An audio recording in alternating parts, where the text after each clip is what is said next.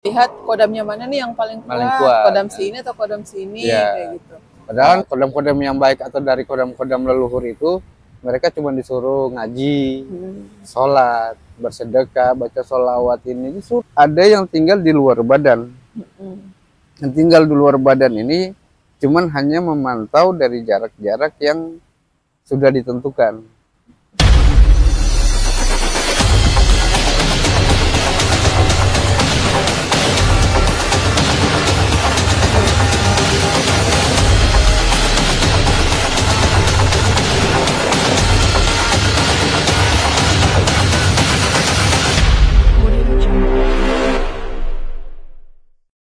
Assalamualaikum warahmatullahi wabarakatuh. Sekarang kita akan ngobrol santai lagi dan membahas tentang kodam. Nah, kodam ini sekarang banyak yang lagi viral-viral di TikTok yang masalah pengecekan kodam di badan saya atau di badan kamu atau badan siapa. Ada nggak yang namanya kodam atau pendamping? Nah, kita akan tanya ke pakarnya atau yang mengetahui tentang kodam. Kodam itu kan banyak macamnya nih, ada yang kodam kayak berwujud manusia ataupun hewan. Nah, biar lebih jelasnya, coba saya akan tanyakan ke Bang Arson untuk sepengetahuan dia seperti apa sih yang namanya kodam. Boleh dibantu jelasin yang namanya kodam itu seperti apa? Ya, kodam itu ada dua jenis. Kodam pertama adalah kodam pendamping dari leluhur. Oke. Kedua ada kodam pendamping dari amalan. Oke. Nah, kodam pendamping dari leluhur ini adalah mereka tanpa disadarin anak leluhur yang mengikuti anak cucunya. Oke. Terus kodam yang kedua adalah kodam yang berupa mengamalkan sesuatu untuk meraih atau mendapatkan kodam tersebut. Nah, kodam itu yang paling orang mencarinya adalah kodam macan putih. Nah, kalau untuk amalan kedua, kodam leluhur ini yang mengikuti anak cucunya itu untuk semata-mata menjaga atas izin Allah Subhanahu wa Ta'ala. Sebutnya baik. Ya. Terus sedangkan kodam untuk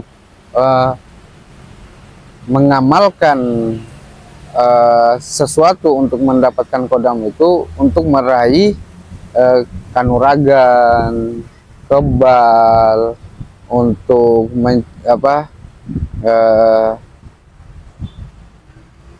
kuat. Berarti kalau kodam yang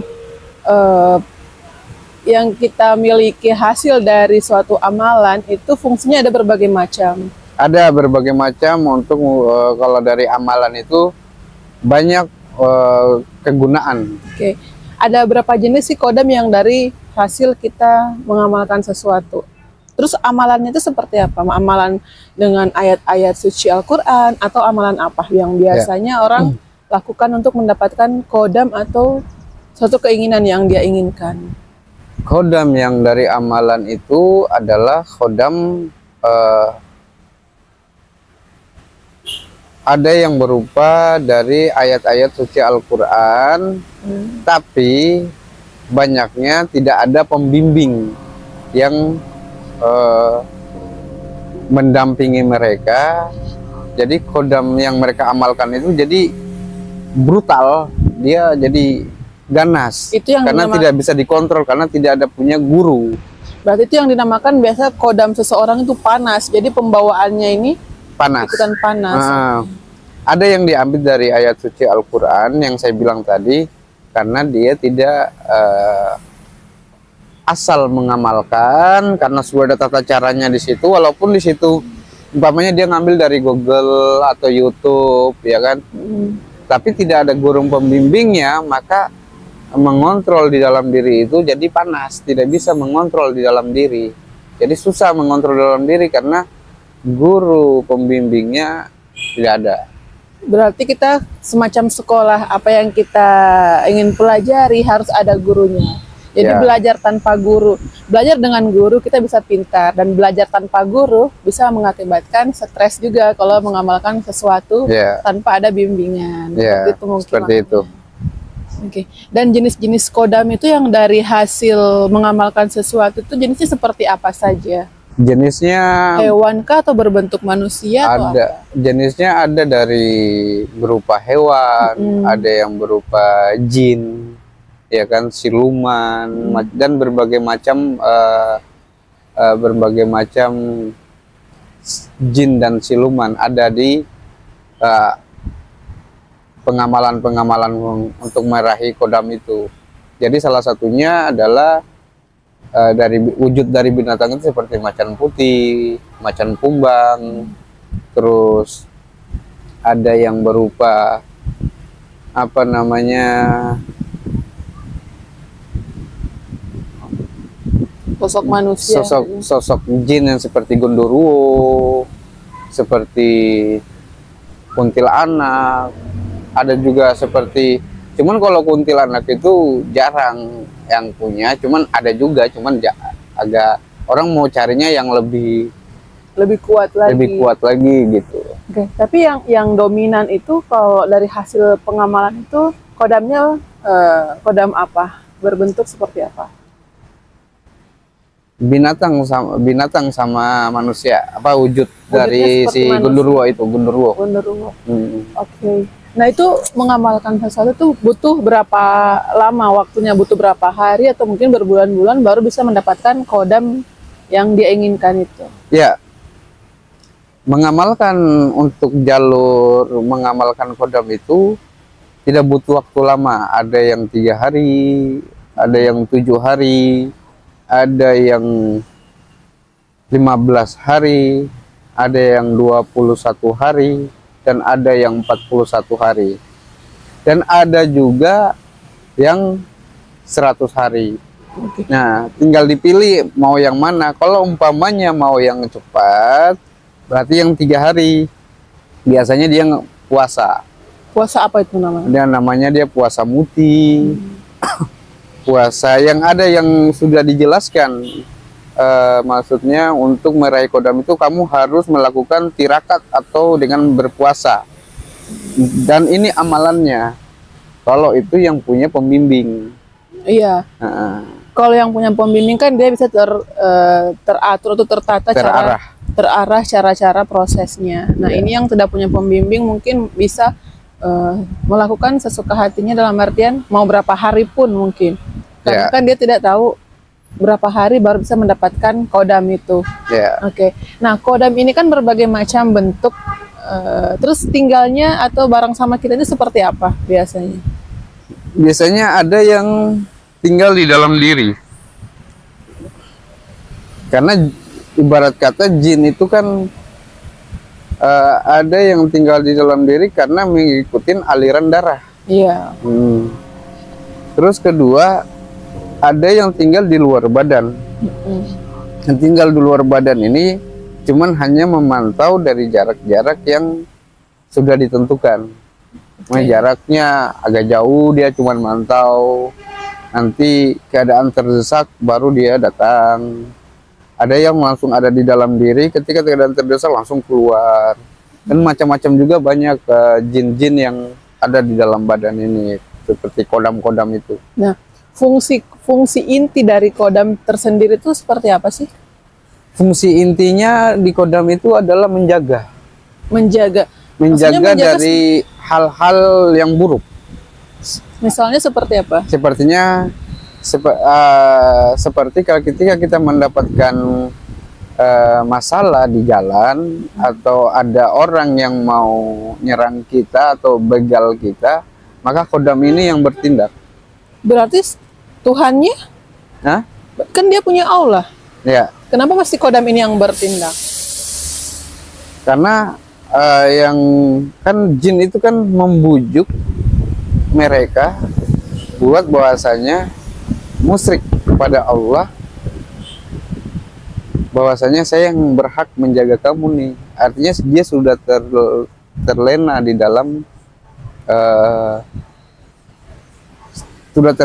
dalam rayuan jin tadi. Berarti si kodam ini membujuk kalau saya ini bisa menjaga kamu dalam hal apapun. Ya. Jadi si pemilik kodam ini sudah percaya sama si kodamnya ini. Ya. Jadi kodam itu sebenarnya bagus atau nggak bagus sih? Ya. Ada dua. Ada baik, ada buruk. Baiknya seperti apa? Baiknya itu ya tadi dari kodam leluhur. Kodam leluhur itu adalah kodam yang mendampingi buat kebaikan, mengajarkan kebaikan, sholat, mengaji, bersedekah. Itu kodam-kodam dari leluhur, mengajarkan sopan santun, adab. Itu kodam-kodam yang leluhur yang baik. Sedangkan kodam-kodam yang bukan dari leluhur itu mengajarkan buat kekuatan atau kesombongan.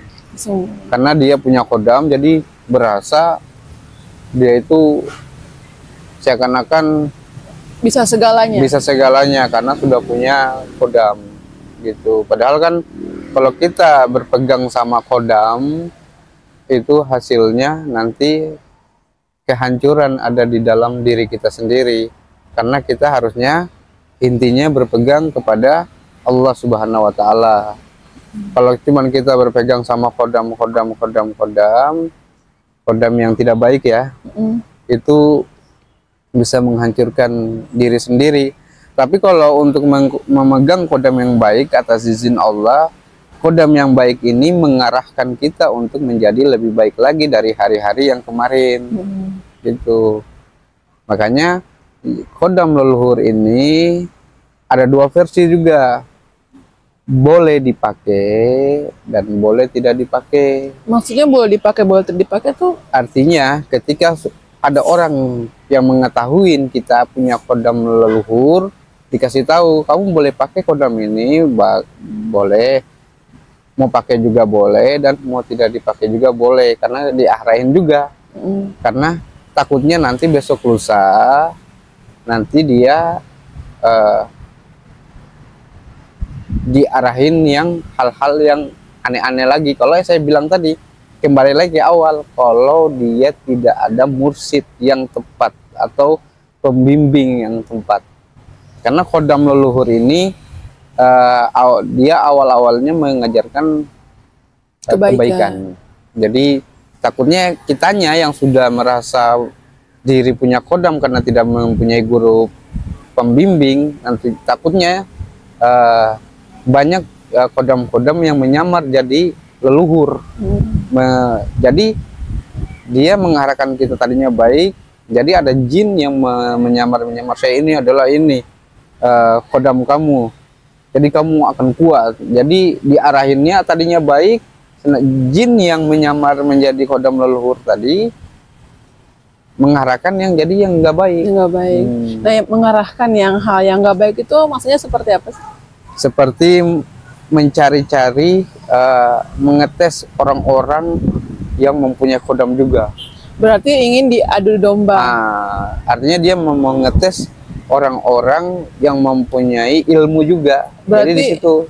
Berarti ingin kayak berantem gitu. Ya. Mau melihat kodamnya mana nih yang paling kuat. Kodam sini atau kodam sini, ya. Kayak gitu. Padahal si kodam leluhur itu cuma mengajarkan kebaikan untuk dia. Tapi karena biasanya manusia itu lupa ketika dia sudah kuat, dia sudah punya ilmu. Kalau makanya karena gunanya guru pembimbing itu ketika dia mau jatuh ke jurang, ada yang arahin, ada yang setir, biar tidak jatuh ke dalam. Oke. Nah, tinggalnya kodam ini kan berbagai macam juga setahu saya ya. Ya. Ada dalam diri atau dalam bentuk benda. Ya. Nah, seperti apa sih yang kodam yang tinggal di dalam bentuk benda itu? Nah, kodam-kodam atau jin-jin yang tinggal di dalam batu itu karena untuk mencari rumah mereka.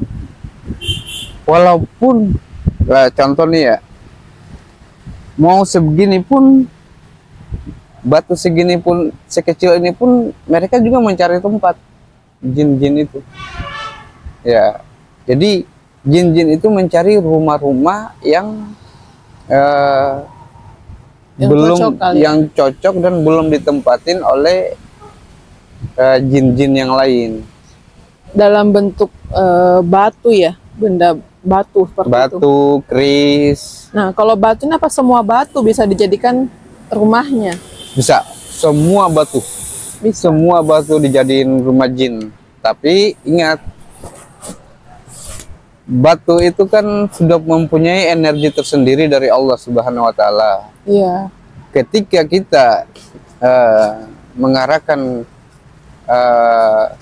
untuk jin mau singgah di situ, mau menempatin batu itu. Tapi kalau kitanya yang sehari-hari memakai batu itu untuk kebaikan, contoh buat berzikir, buat sholat, buat kita baca sholawat, buat kita mengaji, maka energi untuk memasukin jin di dalam itu tertutup oleh jin-jin yang pengen masuk ke dalam itu. Jin yang nggak baik. Jin yang nggak baik, Negatif. yang mau masuk ke dalam batu itu tertutup dengan energi yang ada, yang sudah diperkuat dengan amalan zikir, sholat, mengaji, baca sholawat. Jadi energi yang positif yang ada di batu itu menghalang jin-jin yang tidak baik untuk masuk ke dalam batu itu.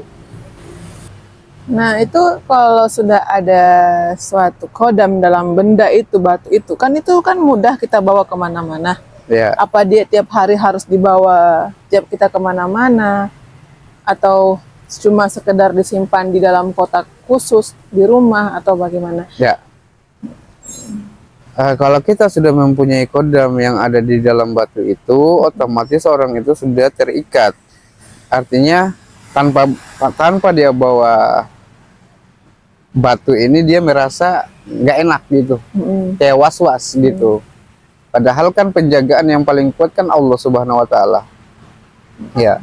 Jadi kalau orang-orang yang sudah terikat sama jin kodam pendamping, itu ketika dia sudah ada di dalam batunya atau dalam batu cincinnya, itu was-was ketika mau kemana-mana tanpa batu itu.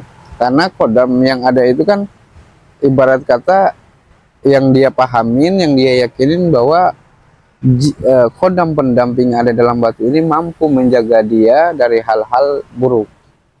Berarti sudah bergantung sama kodamnya ini. Bergantung sama kodam. Ada nggak sih ciri-ciri khusus orang yang ini yang punya kodam gitu? Dan orang ini tahu nggak sih kalau dia punya kodam kayak gitu? Atau semua orang yang punya kodam tahu kalau dirinya ada kodamnya? Iya, kan orang ciri-ciri yang mempunyai kodam itu adalah orang-orang yang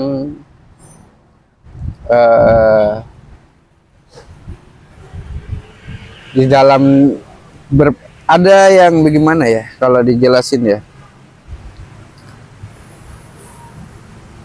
ada yang tertutup dan ada yang terbuka. Artinya ada jin, ada kodam yang orang-orang ini tahu dia punya kodam, tapi dia tidak mau tunjukin bahwa dia punya kodam.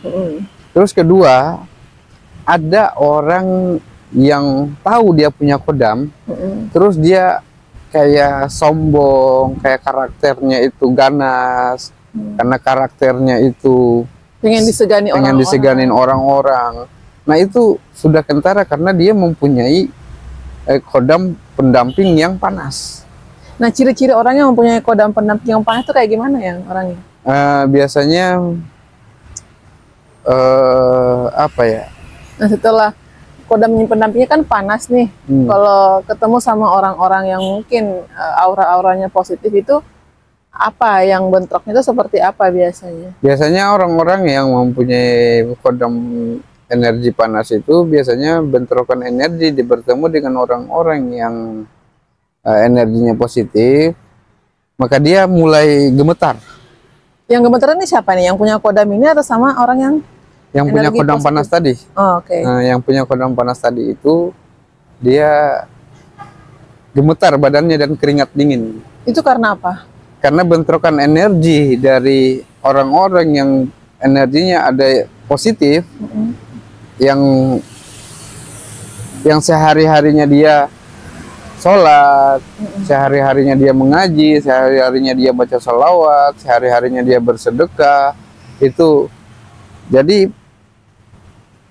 aliran energi positif yang ada di dalam dirinya memancarkan ketika bertemu orang-orang yang mempunyai kodam yang panas. Maka orang yang kodam yang panas tadi itu mengakibatkan bentrokan di dalam energi yang ada di dalam kodamnya orang yang panas tadi itu gemetar atau keringat dingin. Dia gemetarnya karena kena energi positif yang dari orang yang dia hadapan, atau gemetarnya karena apa? Gemetarnya karena berhadapan dengan energi orang yang positif tadi. Jadi kodam yang tadi itu kepanasan, kayak pengen melawan gitu, tapi ya begitu. Energi yang ada di dalam orang yang positif tadi itu mengakibatkan orang yang punya kodam yang panas tadi itu bisa pergi langsung karena nggak kuat menahan energi positif yang ada di dalam orang tadi itu, pergi atau tidak dia kesurupan di situ. Oke. Nah, jadi kalau yang dari hasil dari menjalankan amalan itu kebanyakan mendapatkan kodam yang panas. Ya, itu yang kalau menjalankan amalan itu ya. Yang tanpa guru mungkin ya. Tanpa guru. Tanpa guru. Adapun yang tanpa guru juga nanti dijelaskan di sini. Jangan sampai dia belajar juga dengan guru yang mengajarkan. Karena ada guru yang mengajarkan juga untuk mendapatkan kodam itu untuk tidak baik. Itu namanya guru. Ya guru ya berkata guru yang kepleset. Ada banyak guru-guru juga yang kepleset, itu mengajarkan murid-muridnya untuk meraih kodam yang tidak baik. Itu namanya sebutnya guru kepleset. Karena emang gurunya juga ini sudah mempunyai kodam-kodam yang panas. Sesama. Berarti muridnya juga yang belajar sama dia ikut panas mendapatkan juga panas. Oke, nah berarti kodam itu ada yang negatif dan ada yang positif. Nah, ada yang bisa, dalam artian yang negatif itu kayak kita mengamalkan tanpa guru, jadi salah jalan lah. Ada juga yang kita mendapatkan kodam itu secara negatif karena guru yang kita temui atau pembimbing kita ini juga salah jalan. Artinya dia menjalankan sesuatu juga yang mungkin salah gitu ya. Tapi salah dalam arti meraih ini karena kodam yang dia untuk mendapatkan kodam ini ya itu tadi kodam panas. Kodam panas nih. Kamu kan yang bisa nih sedikit mengetahui tentang spiritual ya. Di TikTok, kayak di TikTok ini sudah viral dan rame yang namanya pengecekan kodam. Oke. Nah, yang dari live ini cuma sekedar melihat tulis nama, saya akan mengecek kodam kamu. Emang bisa langsung seperti itu? Bisa. Cuma sekedar komen, nama saya Fani, kodam saya apa? Kan banyak tuh di TikTok. Tanpa dia melihat foto profilnya. Cuma sekedar orang komen, nama saya ini, kodamnya apa? Kamu kodam ini, kamu kodam ini. Ya bisa, karena itu mereka bisa baca lewat energi. Nah, energi inilah yang mereka baca buat mengetahui wujud-wujud kodam-kodam yang dicek sama orang-orang spiritual ini, mengecek orang-orang yang cantumkan foto, nama, ayah, itu dari energi itu mereka bisa ngecek bahwa ini kodamnya ini, kodamnya ini, bisa. Dan tapi kayaknya tidak semua yang di TikTok live itu bisa mengetahui kodam-kodam orang ini. Mungkin kayaknya cuma sekedar nyebut, asal nyebut karena ada juga yang begitu, ada juga yang tapi begitu. Kalau yang benar-benar ahli spiritual mungkin bisa mengeceknya dalam bentuk energi, membaca dengan energinya energi itu tadi, energi atau aura yang keluar dari orang itu.